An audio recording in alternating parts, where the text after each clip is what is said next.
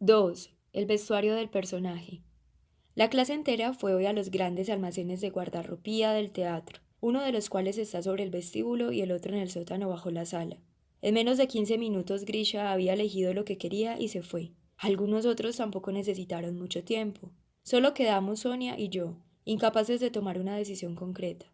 Como Sonia era joven y coqueta, los ojos se le iban a todas partes y su cabeza daba vueltas a la vista de tantos vestidos atrayentes. En cuanto a mí, no sabía aún qué es lo que quería representar y confiaba en una inspiración feliz. Al examinar cuidadosamente todo lo que se nos mostraba, esperaba dar con un traje que produjera en mí una imagen sugestiva. Atrajo mi atención una bata sencilla de andar por casa. Estaba hecha de un curioso paño que nunca había visto antes. Una especie de tejido de colores mezclados de tierra, verdoso y grisáceo, de aspecto desteñido y cubierto de manchas y polvo mezclados con ceniza. Tenía la impresión de que un hombre con aquella bata parecería un fantasma. Sentí dentro de mí una desazón casi imperceptible y al mismo tiempo una sensación de fatalismo ligeramente sobrecogedor al mirar aquella bata vieja. Si encontraba un sombrero, guantes y calzado polvoriento que hicieran juego con ella, y con un maquillaje y una peluca del mismo tono y color que la tela, grisáceo, amarillento, verdoso, desteñido y ajado, lograría un efecto siniestro y, sin embargo, familiar en cierto sentido. Pero exactamente qué significaba el efecto era algo que no podía determinar todavía. Los empleados de la guardarropía apartaron la bata que yo había elegido y prometieron buscar los accesorios que hicieran juego con ella: zapatos, guantes, un sombrero de copa alta, una peluca y una barba. Pero yo no estaba satisfecho y seguía a la casa hasta el último segundo, hasta que por fin la amable empleada de la guardarropía me dijo que tenía que prepararse para la representación de la noche. No me quedaba otra alternativa que marcharme sin haber tomado una decisión definitiva, simplemente con la vieja bata de las manchas apartada para mí. Excitado, desconcertado, salí de la guardarropía cargado con el acertijo. ¿Qué personalidad iba a adoptar cuando me pusiera la bata raída? Desde aquel instante y hasta la realización de la mascarada misma, que sería 3 días más tarde, algo estuvo removiéndose en mi interior. Yo no era yo, en el sentido de mi conciencia habitual de mí mismo. O para ser más exacto, no estaba solo, sino acompañado de alguien a quien buscaba dentro de mí y no lograba encontrar. Existía, seguí con mi vida de costumbre y sin embargo me inhibía de entregarme a ella por completo. Algo alteraba mi existencia normal. Parecía partido en dos. Aunque mirara a cualquier cosa que llamase mi atención, no la veía en todo su sentido, sino solo en términos vagos, sin poder penetrar a fondo en ella.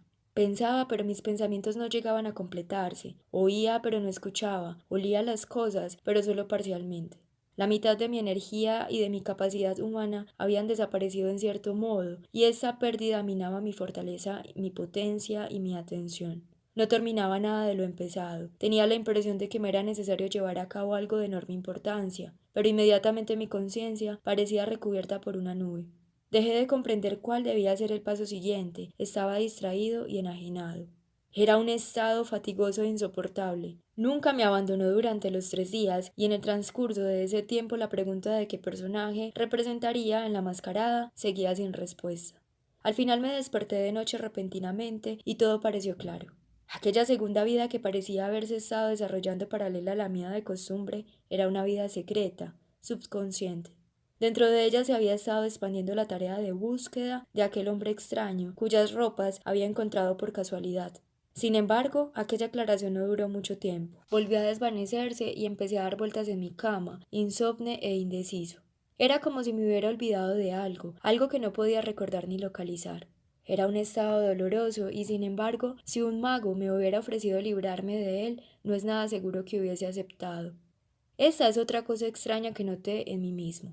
Parecía convencido de que no iba a encontrar la imagen de la persona que buscaba. La búsqueda seguía, sin embargo. Y no se debía a la casualidad el que durante aquellos días nunca pasara ante el escaparate de un fotógrafo sin examinar los retratos de la vitrina y tratar de comprender quiénes habían sido los modelos. Podría preguntarse por qué no entraba en la tienda para mirar los montones de fotos que estuvieran allí. En una tienda de objetos usados podrían encontrarse incluso pilas de fotos viejas y descoloridas cubiertas por el polvo.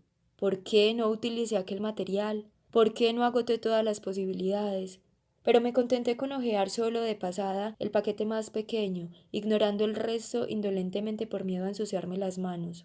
¿Qué sucedía? ¿Cómo se puede explicar aquella inercia o aquel sentimiento de una personalidad dividida? Creo que todo ello estaba causado por un convencimiento inconsciente, pero firme en mi interior, de que aquel caballero polvoriento de ropas raídas cobraría vida antes o después para rescatarme. No sirve de nada buscar, es mejor no encontrar a ese hombre descolorido. Era quizás la sugerencia inconsciente de una voz interna. Había además momentos extraños que se repitieron 2 o 3 veces. Estaba paseando por la calle y de repente todo me parecía claro. Me detenía en ese mismo momento para tratar de comprender con toda la amplitud posible qué es lo que me había pasado. Transcurría un segundo, otro, y me parecía que era capaz de profundizar un poco. Luego pasaban unos segundos y lo que dentro de mí había sucedido a la superficie se perdía de nuevo en mi vista, y me encontraba una vez más sumido en la perplejidad. Otra vez me sorprendí a mí mismo marchando con un cierto paso sin ritmo, totalmente ajeno a mí, y del cual no pude librarme con la rapidez que hubiera querido. Y por la noche, cuando no podía dormir, empezaba a frotarme las palmas de las manos de una forma curiosa. ¿Quién se frota así las palmas de las manos? Me preguntaba a mí mismo, pero no era capaz de acordarme. Solo sé que quien quiera que sea tiene las manos pequeñas, estrechas, frías, sudorosas y las palmas rojas, muy rojas. Es muy desagradable estrechar una mano así, pegajosa y sin huesos. ¿Quién es? ¿Quién es? Seguía en aquel estado de división interna, incertidumbre y búsqueda incesante de algo que no conseguía encontrar, cuando entré en el camerino general, donde todos tendríamos que vestirnos y maquillarnos, porque no nos habían dado camerinos individuales. El ronroneo y el murmullo de las conversaciones hacía difícil concentrarse, y sin embargo tenía la impresión de que el momento de mi primera investidura con aquella bata raída, así como la colocación de la peluca gris amarillenta, la barba y el resto eran de una enorme importancia para mí. Solo aquellas cosas materiales podrían forzarme a encontrar lo que había estado buscando subconscientemente. En aquel momento estaban prendidas mis últimas esperanzas, pero todo lo que había alrededor de mí me inquietaba. Grisha, que estaba sentado a mi lado, ya se había maquillado de Mefistófeles. Se había vestido un magnífico traje negro español y causaba murmullos de envidia en todos los que le veían. Otros se revolcaban de risa al ver a Vania que, para transformarse en un viejo, había recubierto su cara infantil con tal cantidad de rayas y puntos que parecía un mapa. Paul me turbaba interiormente porque se había contentado con ponerse la ropa banal y adoptar el aspecto general de un dandy. Desde luego el resultado era sorprendente porque nadie hasta entonces hubiera sospechado que dentro de su desastroso traje normal ocultara una buena figura de piernas finas y rectas. Leo nos parecía divertido a todos en su nuevo intento de transformarse en aristócrata. Desde luego tampoco lo consiguió aquella vez, pero era imposible no descubrirse ante su perseverancia. Su caracterización consistía en una barba cuidadosamente recortada, los zapatos de tacón alto. Esto aumentaba su estatura, le hacía parecer más delgada y le daba un aspecto impresionante. Su cuidadosa forma de andar, resultado sin duda de los tacones altos, le rodeaba de una gracia que no solía tener habitualmente.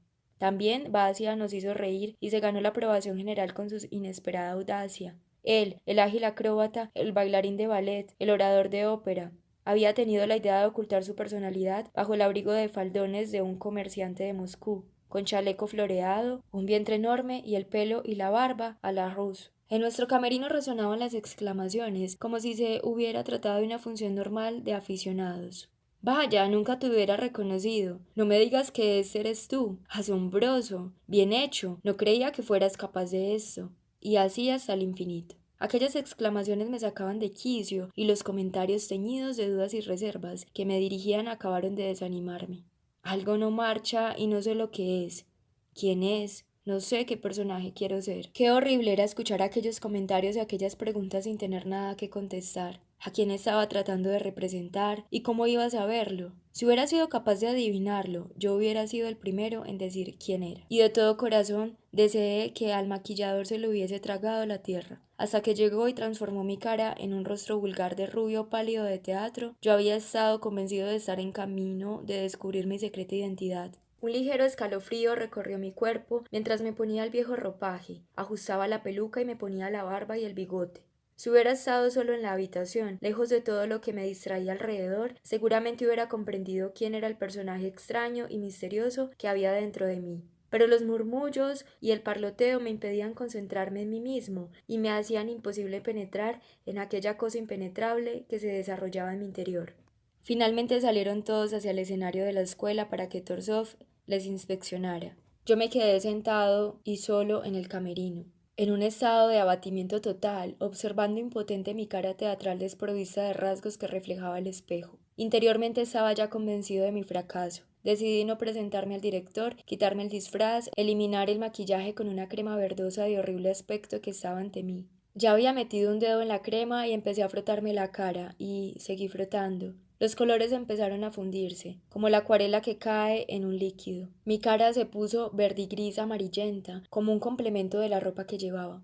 Era difícil distinguir dónde estaban los ojos, la nariz o los labios. Me eché la misma crema pingosa en la barba y el bigote, y luego llené la peluca de crema. El pelo parecía parcialmente apelmazado. Después, como poseído por una especie de delirio, empecé a temblar, mi corazón daba saltos, me quité las cejas, me eché polvos al azar, me unté las manos de un color verdoso y las palmas de un color rosa claro. Me estiré el batón y me apreté el nudo de la corbata. Todo esto lo hice con toques seguros y rápidos, porque ya sabía quién representaba y qué clase de persona era. Con el sombrero de copa inclinado en un ángulo ligeramente achulado, me di cuenta del estilo de mis pantalones, que en tiempos habían sido elegantes y ahora estaban tan usados y con hilos sobresaliendo por los bajos. Hice que mis piernas se adaptaran a las rodilleras que habían llegado a adquirir, doblando mucho los dedos de los pies hacia adentro. Ahora eran unas piernas ridículas. ¿Han visto ustedes lo ridículas que son las piernas de alguna gente? La gente así siempre me ha producido una cierta aversión. Como resultado de aquella extraña postura de mis piernas, parecía más bajo y mi forma de andar había cambiado no poco. Por alguna razón todo mi cuerpo estaba ligeramente inclinado hacia la derecha, lo único que me faltaba era un bastón. Había uno tirado allí cerca de manera que lo cogí, aunque no correspondía del todo a la imagen que yo me había formado. Ahora todo lo que me faltaba era una pluma de oca para ponérmela sobre la oreja y sujetarla entre los dientes. Mandé a un botones a buscarme una y mientras esperaba su vuelta empecé a recorrer la habitación asegurándome de que todas las partes de mi cuerpo, miembros, rasgos de la cara se asentaran y encontraran su equilibrio. Después de haber recorrido 2 o 3 veces la habitación con un paso inseguro y desigual, me miré al espejo y no me reconocí. Desde que me había mirado la última vez se había operado una nueva transformación. Es él, exclamé, incapaz de contener la alegría que me sofocaba. Si llegara de una vez esa pluma ya podría ir al escenario.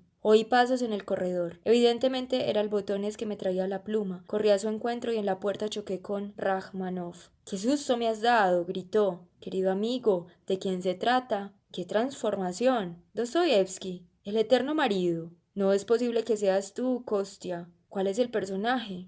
—Un crítico —contesté con voz ronca y pronunciando con gran nitidez. —¿Qué clase de crítico? Siguió investigando Rachmaninoff, muy impresionado por mi mirada audaz y penetrante. Me sentía como una sanguijuela aferrada a él. —¿Qué clase de crítico? Contesté con la intención evidente de insultarle. —El criticón que vive dentro de Kostya Nasvanov. Vivo dentro de él para poner obstáculos a su trabajo. Esa es mi mayor alegría. Ese es el sentido de mi existencia. Yo mismo estaba asombrado ante el tono ofendido y desagradable de mi voz, ante la mirada fija, cínica y grosera que lo complementaba y que yo dirigía a Rachmaninoff. El tono y la autosuficiencia de mi voz le molestaron. Ya no sabía cómo enfocar aquello y no encontraba nada que decirme. Estaba totalmente desconcertado. —Vamos —dijo por fin con una gran inseguridad—, los demás ya hace rato que han empezado.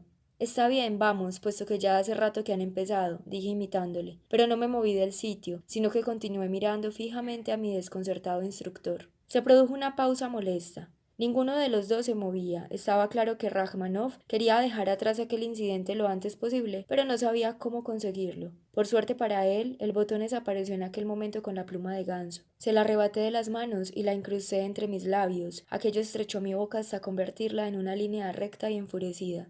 La punta afilada sobresaliendo a un lado y el revuelco del plumón al otro subrayaban la expresión corrosiva de mi cara. —Vamos —repitió Rachmaninoff en voz baja, casi tímida. —Vamos —imité yo con un tono cáustico e insultante. Fuimos hacia el escenario y por el camino Rachmaninoff trató de evitar mi mirada. Al principio me oculté tras la gran estufa de azulejos grises, parte del decorado que por casualidad seguía en el escenario. Solo ocasionalmente mostraba parte de mi sombrero de copa o asomaba al perfil. Mientras aquello sucedía, Torsov estaba examinando a Leo y a Paul, el aristócrata y el dandy, que acababan de ser presentados y estaban diciendo tonterías, puesto que poco más podían decir dado el calibre intelectual de los personajes que representaban. —¿Qué es eso? ¿Quién es ese? —oí que exclamaba Torsov de repente. Me parece tener la impresión de que alguien está sentado detrás de la estufa. —¿Quién demonios es? Ya les he visto a todos ustedes. —¿Quién es ese? —Kostya. —No, no es él. ¿Quién es usted? Torsov se dirigía directamente a mí y obviamente estaba muy intrigado. Soy el crítico, fue mi presentación. Avancé. Al hacerlo y de forma inesperada, mi pierna retorcida salió antes que yo, y aquello todavía inclinó mi cuerpo más a la derecha. Me quité el sombrero de copa con un cuidado exagerado, e hice una cortés reverencia, después de lo cual volví a retirarme a mi asiento parcialmente oculto tras la estufa, cuyo color desvaído hacía juego con el de mi ropa. «El crítico», dijo Torsov, desorientado. «Sí, y un crítico despiadado», expliqué con voz chillona. ¿Ve usted esta pluma? Totalmente mordisqueada, porque estoy rabioso. La muerdo así, por el medio. Cruje y se astilla. Entonces, con gran asombro por mi parte, articulé un chillido penetrante en lugar de una carcajada. Yo mismo me atemoricé por lo inesperado de aquel fenómeno, y sin duda también afectó bastante a Torsov. ¡Qué demon! Empezó a exclamar, y luego añadió: «Venga aquí, más cerca de las candilejas». Avancé con un paso siniestro pero seguro. «¿Qué clase de crítico?», preguntó Torsov, poniéndome a prueba con su mirada, como si no me reconociera. «¿Crítico de qué?». «De la persona con la que vivo», carraspeé. «¿Y quién es esa persona?», continuó Torsov. «Kostia», dije. «¿Se ha introducido usted bajo su piel?». Torsov sabía exactamente cuáles eran los pies que había que darme. «Naturalmente que sí». «¿Y quién se lo ha permitido?». «Él». Al decir aquello, la risa chillona volvió a invadir mi garganta. Tuve que controlarme para poder continuar. Él mismo. A los actores les gusta la gente que les adula, pero un crítico... Un nuevo estallido de risas agudas me interrumpió. Eché una rodilla a tierra para poder mirar a Torsov a la cara. ¿Y a quién puede criticar? No es usted más que un ignorante, objetó Torsov. Los ignorantes son los que más critican, me defendí. No entiende usted nada ni sabe cómo hacer nada, siguió provocándome Torsov. Es precisamente quien no sabe nada el que se pone a enseñar, respondí sentándome con afección sobre las tablas del escenario junto a las candilejas, tras las cuales Torsov estaba de pie. No es cierto que sea usted un crítico, sino simplemente alguien que busca faltas, un gusano, una sanguijuela. Su mordedura no es peligrosa, pero hace la vida insoportable. Acabaré con usted, poco a poco, sin descanso, dije carraspeando. Gusano, explotó Torsov, realmente furioso. Vaya, vaya, qué forma de hablar, dije inclinándome sobre las candilejas para mantener la atención de Torsov. Qué falta de autocontrol. Gusano asqueroso. Ahora Torsov rugía casi. Bien, bien, muy bien. Con una alegría sádica y sin descanso seguía yo con mis insinuaciones. Uno no puede librarse de una sanguijuela. Y donde haya una sanguijuela hay un lago. Y en los lagos hay más sanguijuelas todavía. No es fácil librarse de ellas ni de mí. Después de dudar unos momentos, Torsov atravesó de repente las candilejas y me dio un apretón afectuoso. Buen trabajo, muchacho. Entonces, dándome cuenta de que le había manchado con la pintura grasienta que corría por mi cara, añadí: «Oh, tenga cuidado. Ahora sí que no podrá usted librarse de mí». Los demás se lanzaron a reparar el daño, pero yo estaba en un estado tal de éxtasis por haber recibido la aprobación del director, expresada a su manera, que empecé a dar saltos y cabriolas, y luego, entre un clamor general de aprobación, salí de escena con mi paso normal. Al volverme vi a Torsov, que con el pañuelo en la mano había dejado de limpiarse la pintura grasienta durante el tiempo suficiente para echarme desde lejos una mirada de admiración. Yo estaba realmente contento, pero mi estado no era el de la satisfacción normal, era una felicidad originada por un logro artístico creador. Al dirigirme hacia casa me sorprendí a mí mismo muchas veces imitando los gestos y la forma de andar del personaje cuya imagen había creado. Pero no era eso todo. Durante la cena con mi patrón y los demás inquilinos estaba de un humor capcioso, despreciativo e irritado, muy diferente de mi personalidad y muy parecido a la del maligno crítico. Incluso mi patrona se dio cuenta de aquello. «¿Qué le pasa hoy?», dijo. «¿No le parece que exagera?». Aquello me llenó de alegría. Estaba contento porque había experimentado cómo podía vivirse la vida de otra persona. Había aprendido lo que significaba sumergirse en un personaje. Esa es una cualidad de una enorme importancia para un actor. Mientras me bañaba me di cuenta del hecho de que mientras representaba al crítico no había perdido el sentido de ser sin embargo yo mismo. La razón, deduje, había sido de que mientras actuaba me llenaba de satisfacción observar el cambio que se había operado en mi interior. En realidad yo era mi propio observador, mientras otra parte de mí se había transformado en una criatura crítica en busca de los defectos del prójimo. Y sin embargo puedo afirmar que esa criatura no es parte de mí mismo. Yo la había extraído de mi propia naturaleza. Era como si me hubiera dividido en dos personalidades, una que había funcionado como actor y la otra que había permanecido como observador. Por extraño que parezca, aquella dualidad no había impedido, sino fomentado mi labor creadora. Le había proporcionado empuje y energía.